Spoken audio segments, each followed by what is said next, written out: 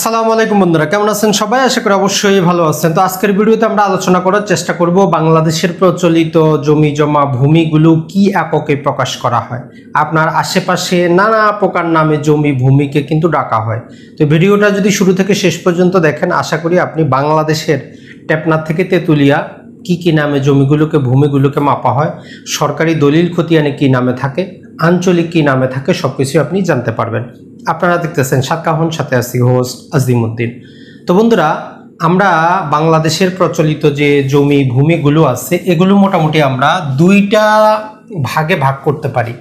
একটা হচ্ছে যেটা সরকারি অফিসিয়াল স্ট্যান্ডার্ড হিসাবে যেটাকে প্রকাশ করা হয়, আর একটা হচ্ছে আঞ্চলিক বা এলাকা ভেদে।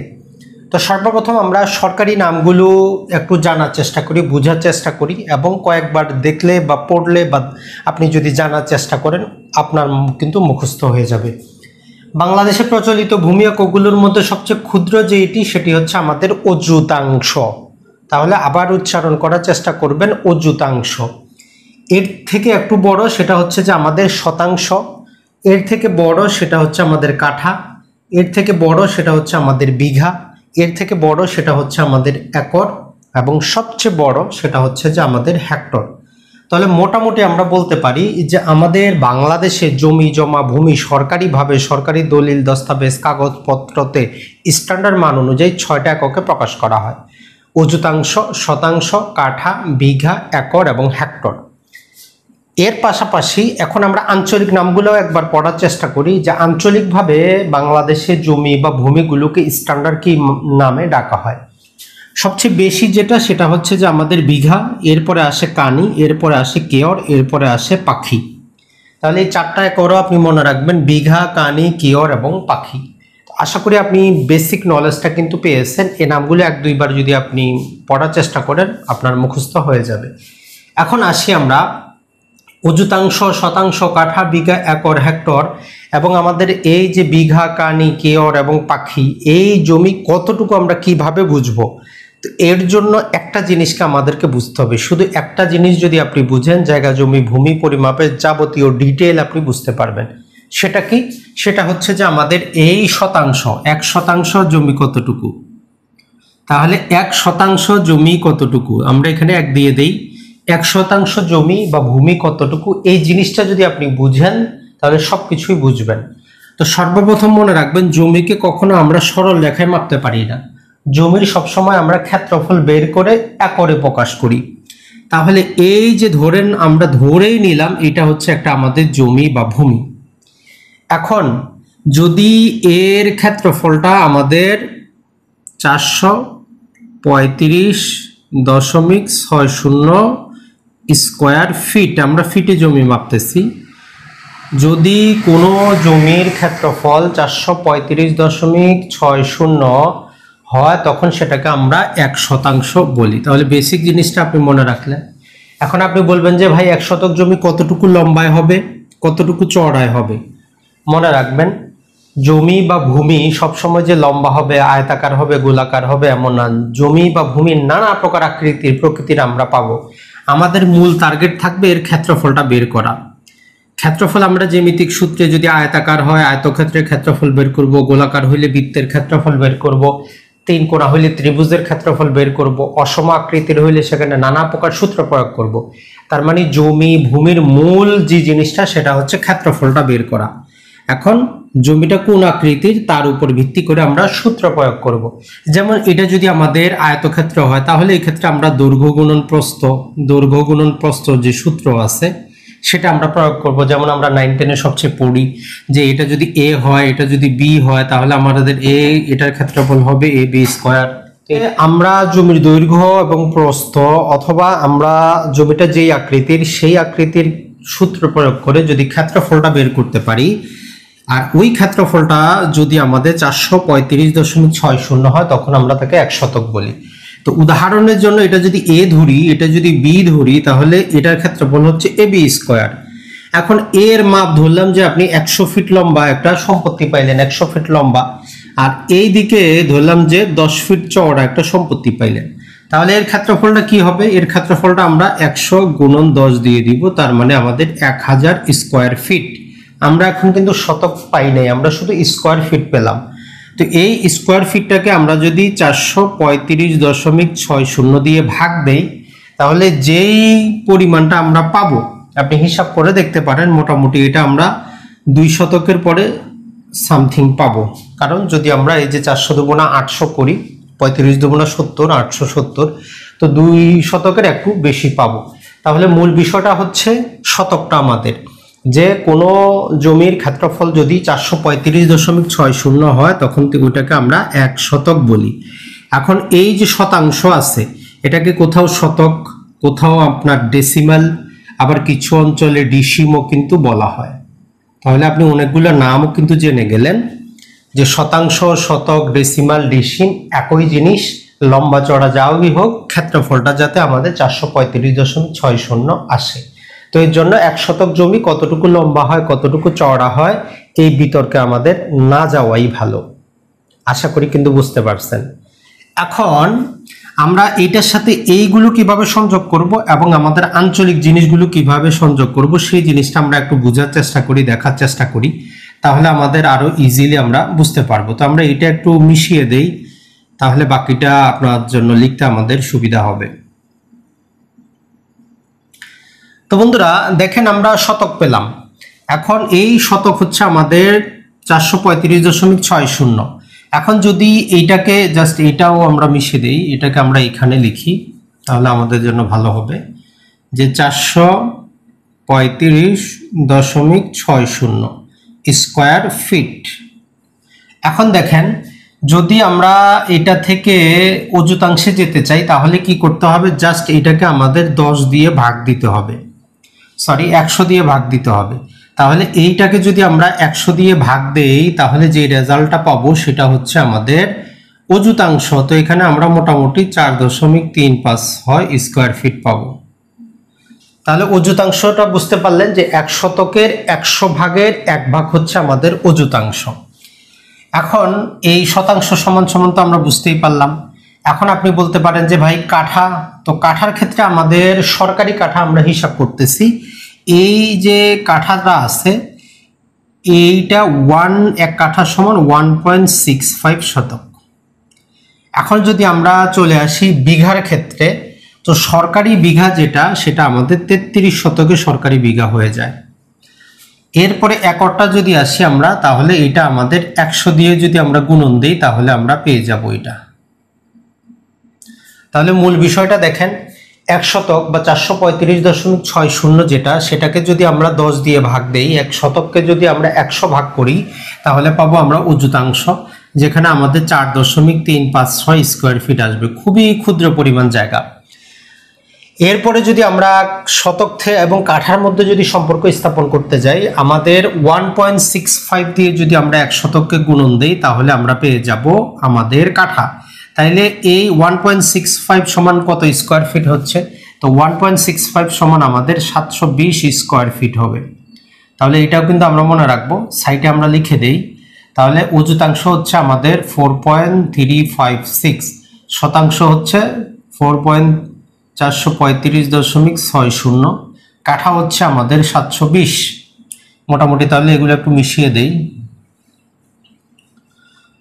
তো আমরা অযুতাংশ বুঝে গেলাম, শতাংশ বুঝে গেলাম, কাঠাটাও কিন্তু আমরা বুঝে গেলাম। তাহলে এটার জন্য আমাদের কি করতে হচ্ছে সেটাও একটু আবার জেনে নেন। আমরা যদি 100 দিয়ে যদি ভাগ দেই অযুতাংশ পাচ্ছি, আমরা এখানে 1.65 দিয়ে যদি আমরা এটাকে গুণন দেই তাহলে আমরা কাঠা পাচ্ছি। এখন যে বিঘার হিসাবটা আসলো, সরকারি বিঘা হয় 33 শতাংশে, তাহলে এই 33 শতাংশ দিয়ে যদি আমরা হিসাব করি তাহলে বিঘা পাবো। এখন আসেন একর। তো একর হচ্ছে শতকের 100 গুণ বড়, তাহলে 100 গুণ যদি আমরা বড় নেই তাহলে সেটা হবে আমাদের একর। এখন আসে আমাদের সর্বশেষ যেটা বড় সেটা হচ্ছে আমাদের হেক্টর। তো হেক্টর বলতেছে যে 1 শতক থেকে 247 গুণ বড়, তার মানে 247 শতকে হচ্ছে আমাদের 1 হেক্টর। এখন আপনারা যে জিনিসটা বলবেন বা সবাই যে জিনিসটা জানতে চায় যে কোন একরটা আমাদের কখন ব্যবহৃত হচ্ছে, দেখেন বর্তমানে যেহেতু ঢাকা শহরে মৌজা রেট বেশি, ওই জন্য মৌজা রেটগুলো অযুতাংশে খুবই ক্ষুদ্র পরিমাণ জায়গায় থেকে থাকে অযুতাংশ অনুযায়ী। তার মানে খুবই ক্ষুদ্র পরিমাণ জায়গা বোঝানোর জন্য অযুতাংশ ব্যবহৃত হয়, যা পূর্বের পুরাতন দলিলে পাবেন না, এখনকার নতুন দলিলগুলোতে আপনারা পাবেন। আর শতাংশটা আমাদের এই শতাংশর ব্যবহার খুবই বেশি আমাদের নানা প্রকার ভূমি উন্নয়ন কর, জমি রেজিস্ট্রেশন, মৌজারের দলিল খতিয়ান সব জায়গায় আপনি এই শতাংশ পাবেন। আর শতাংশটা দিয়েই আমরা কিন্তু সব একটার সাথে একটার মিল পাচ্ছি, তো এই জন্য শতাংশটা ভালো করে মুখস্থ রাখবেন। এরপরে কাঠাটা, বিশেষত ঢাকা শহরে যে ফ্লটগুলো কাঠা হিসাবে বিক্রি হচ্ছে, এটা ছাড়া রেজিস্ট্রেশনের ক্ষেত্রে কিছু হিসাবে কাঠা হিসাব করা হয়, এর চাইতে বেশি দলিলে কাঠার কিন্তু ব্যবহার নাই। তাহলে আমাদের 1 শতকের 1.65 গুণ বড় হচ্ছে কাঠা, এক কাঠা সমান আমাদের 720 স্কোয়ার ফিট। এরপর হচ্ছে আমাদের বিঘা, এখানে আমরা সরকারি বিঘা হিসাব করতেছি, এটা হচ্ছে আমাদের 33 শতাংশ। 33 শতাংশ হচ্ছে আমাদের বিঘা, কত স্কোয়ার ফিট হবে? আমরা যদি 435.60কে 33 দিয়ে যদি গুণন দেই তাহলে আমরা বিঘা কিন্তু পেয়ে যাব। তো এই ক্ষেত্রে কিছুটা কনফিউশন আছে। নর্মালি আমরা স্ট্যান্ডার্ড বিঘা হিসাব করি 14,400 স্কোয়ার ফিট হিসাব করি। তো আমরা যদি এটা দিয়ে 33 দিয়ে এটাকে গুণন দিই সামান্য কম আসবে, যেহেতু আমরা যেটি করেছি যে 1 একরে 3 বিঘা ধরা হয়, 1 শতক একটু বেশি থাকে। তো যাই হোক, যাক বোঝার জন্য আপনি মনে রাখবেন যে 3 বিঘা সমান হচ্ছে আমাদের 1 একর। এরপরে একরটা হচ্ছে আমাদের 1 শতকের 100 গুণ বড়, অর্থাৎ 43,560 স্কোয়ার ফিট। আর এই একরটাই বেশিরভাগ দলিল খতিয়ানে ব্যবহৃত হয়। এখনকার জমি জমাগুলো একরেই দলিলে উল্লেখ করা হয়। আর হেক্টর হচ্ছে খুবই কম ব্যবহৃত হয়, বিশেষত মোট কৃষি জমি, মোট বনাঞ্চল, বাংলাদেশে মোট কতটুকু জমি আছে এগুলো করার জন্য হেক্টর ব্যবহার করা হয়। তাহলে বন্ধুরা, অযুতাংশ, শতাংশ, কাঠা, বিঘা, একর, হেক্টর। অযুতাংশ সবচেয়ে ছোট, তার চাইতে বড় শতাংশ, তার চাইতে বড় কাঠা, তার চাইতে বড় বিঘা, তার চাইতে বড় একর, তার চাইতে বড় হচ্ছে আমাদের হেক্টর। আশা করি এইখানে আপনাদের আর কোনো কনফিউশন থাকার কথা না। তো এটা জাস্ট আমরা একটু মিশিয়ে দেওয়ার চেষ্টা করি, যেহেতু আমরা এটার সাথে আরও একটা জিনিস নিয়ে আসব। তো সরকারি জিনিসটা আমাদের ক্লিয়ার হয়ে গেল। এখন আসি আমরা আঞ্চলিক জিনিসগুলা কিভাবে বুঝবো। আগে এই আঞ্চলিক জিনিসগুলা বুঝার ক্ষেত্রে আমাদেরকে শতকটা বুঝতে হবে। মনে রাখবেন এই শতকটাই কিন্তু মেইন। তাহলে 1 শতক আমরা জানি কি 435.60, দৈর্ঘ্যপ্রস্থ যাই হোক এত স্কোয়ার ফিট জায়গাকে আমরা 1 শতক বলি। এখন এই যে বিঘাটা আছে, নর্মালি অন অ্যাভারেজ ক্ষেত্রে যেটা হয় সেটা হচ্ছে যে 50 শতকে 1 বিঘা ধরা হয় আঞ্চলিক বিঘাগুলো। তবে এলাকাভেদে ভিন্ন হয়। মূলত আপনি ঢাকার পরবর্তীতে টাঙ্গাইল, রংপুর, দিনাজপুর, ঠাকুরগাঁর দিকে বিঘা পাবেন। এটা সমস্যা হচ্ছে যে 50 শতকে বিঘা পাওয়া যায়, 60 শতকে পাওয়া যায়, এমনকি কোথাও আপনি 30 শতকে 29 শতকেও বিঘা পাবেন। তো এর জন্য আপনি শুধু বিঘা শুনলেই হবে না, আপনি ওই অঞ্চলের ওই ব্যক্তিকে বলতে হবে যে ভাই আপনার কত ডিসিমে বা কত শতকে বিঘা হয়, 50 শতকে, 60 শতকে না, হচ্ছে 29 শতকে। যদি এভারেজে বলে দেই সরকারি বিঘাটা 33 শতকে আর আঞ্চলিক বিঘাটা 50 শতকে হয়, এইটুকু মনে রাখবেন, তারপরেও ভেরিয়েশন থাকতে পারে। তো তাহলে আমাদের এই 50 শতকে হচ্ছে 1 বিঘা, তাহলে শতকটা আমাদের লাগতেছে। এরপরে এই বিঘা তো অনেক বড় জায়গা, তো এই 50 শতকের বিঘাটাকে যদি আমরা কাঠায় নিয়ে যেতে চাই, সেটা হচ্ছে যে আমরা 20 কাঠা সমান আমরা পাচ্ছি 1 বিঘা। এখন এই যে 6 টাকা আছে, 16 শটাকে আবার 1 কাঠা, এটা কিন্তু মনে রাখবে। এই যে কাঠা, এগুলো হচ্ছে 16 শটাকে হচ্ছে 1 কাঠা, এটা মনে রাখবেন।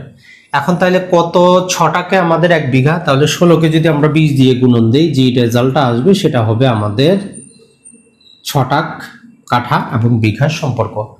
তাহলে আঞ্চলিক বিঘা আমরা প্রথমে বুঝলাম 50 শতকে বিঘা হয়। বিঘা 50, 60, 29 নানা প্রকার হইতে পারে। বিঘার ক্ষেত্রে ছোট ভাই হচ্ছে কাঠা, 20 কাঠায় হচ্ছে আমাদের 1 বিঘা, আর কাঠার ছোট ভাই হচ্ছে 6 টাক, 16 ছটাকে হচ্ছে আমাদের 1 কাঠা, আর 20 কাঠায় হচ্ছে আমাদের 1 বিঘা, আর 1 বিঘা সমান হচ্ছে আমাদের 50 শতক জমি।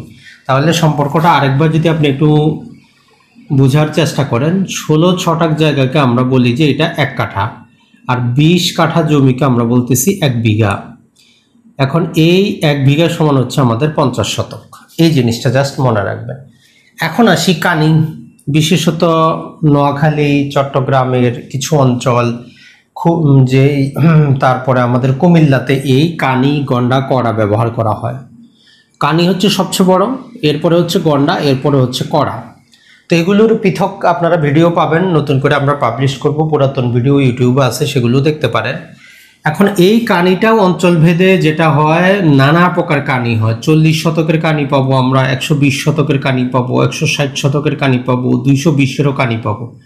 তবে অন অ্যাভারেজ যেটা হয় 40 এবং 120। তো 40 শতকের কানিকে ছোট কানি বলা হয় এবং 120 শতকের কানিকে বড় কানি বলা হয়। তো তারা তো শতক বলে না, সেই শতকটাকে তারা নাম দিয়েছে ডিসিম।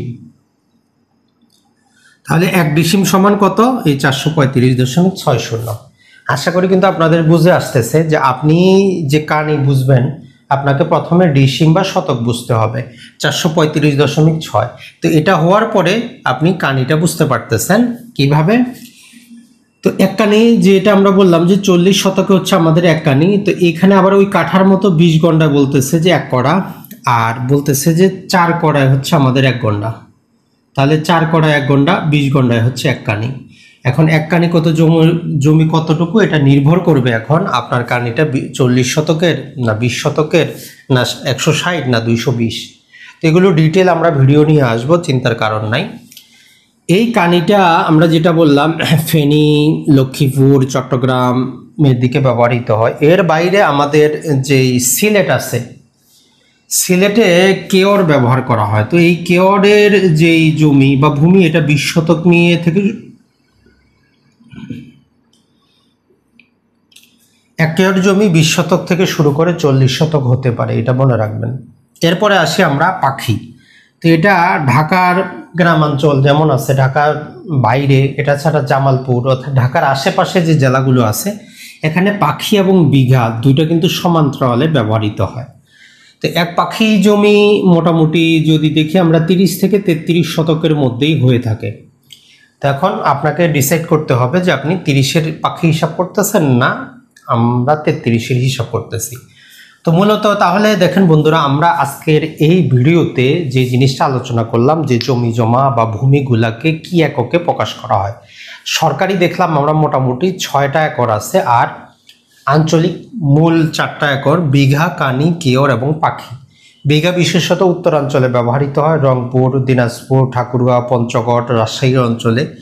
কানিটা আমাদের বেশিরভাগই হচ্ছে ঢাকার পরবর্তীতে, যেমন আমাদের নোয়াখালী, লক্ষ্মীপুর, এটা ছাড়া চট্টগ্রামের কিছু অঞ্চল, এই অঞ্চলে ব্যবহৃত হয়।